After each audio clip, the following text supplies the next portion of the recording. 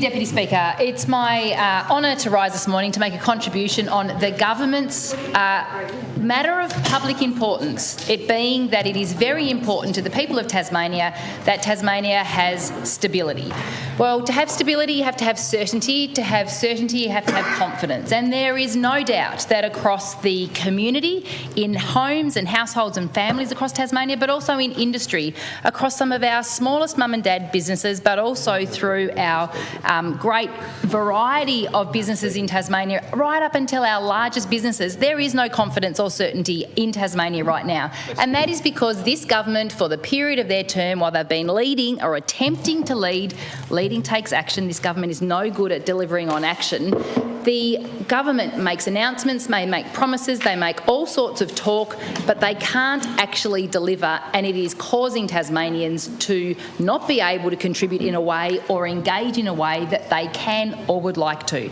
Now, I want to raise an issue that was spat across the chamber this morning from the Premier, that Tasmanian Labor are silent on salmon and silent on Robben Islands. Now, there could be nothing more laughable about that, and it shows how much pressure this Premier is under, that the only retort he can find is something that is absolutely untrue, and it is clear that Tasmanian Labor, in fact, are the strongest supporters of the salmon industry and the strongest supporter of renewable energy. And Minister Abetz, you may laugh. However, when a vacuum is formed, when a vacuum on action is formed, it provides for negative energy to fill that space. Now, you weren't here at the time. However, responsible from your side, a moratorium was placed on the salmon industry in Tasmania, which caused a volume for the negative people to rise up and take action, like they spoke about this morning with these campaigns on the mainland. And you quite rightly said that they are in fact fundraising activities, but what they are is the filling of the volume that was caused by the moratorium from the Tasmanian Liberal government in Tasmania.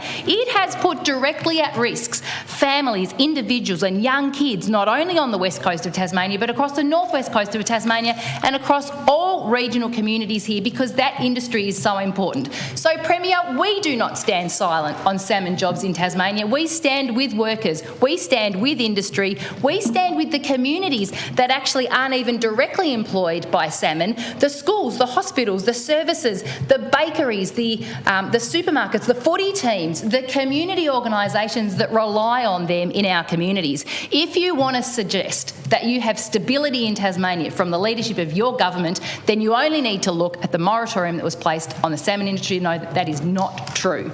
You then say that we're silent on Robben Island, and in terms of this government making it the most difficult place in the world to deliver a wind farm, we see that this government talk about renewable energy zones, they talk about improved pathways, they talk about the benefits of generation, they talk about the benefits of big projects, but you cannot deliver projects to Tasmania, and so we are in an energy crisis. We have the gas-fired power station being used at the moment. We are importing energy, and the Minister Abetz says, well, you know, isn't it great that we've got a mix of energy opportunities in Tasmania, but wouldn't it have been great if this government had the capacity to deliver renewable energy projects so we didn't need to rely on that? Yes, it's great to have a mix, and we are a supporter of the mix, but what we would love to see, what Tasmanian people would love to see, what people from around the world that are holding in the winds with $25 billion worth of investment Tasmania would love to see, is a government that can actually do their job and deliver.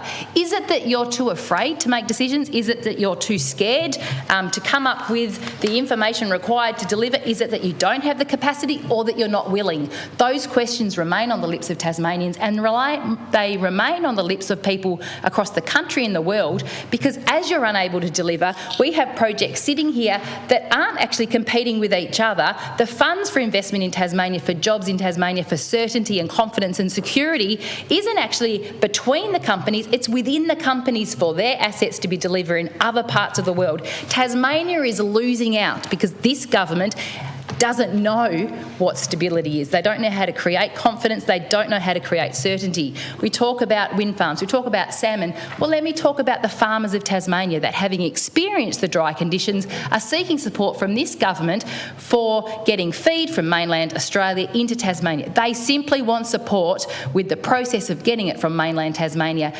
from mainland Australia to Tasmania. You can't even do that. After weeks and months of serious suggestions for support, you can't even deliver for the farmers of Tasmania. Honourable member's time has expired.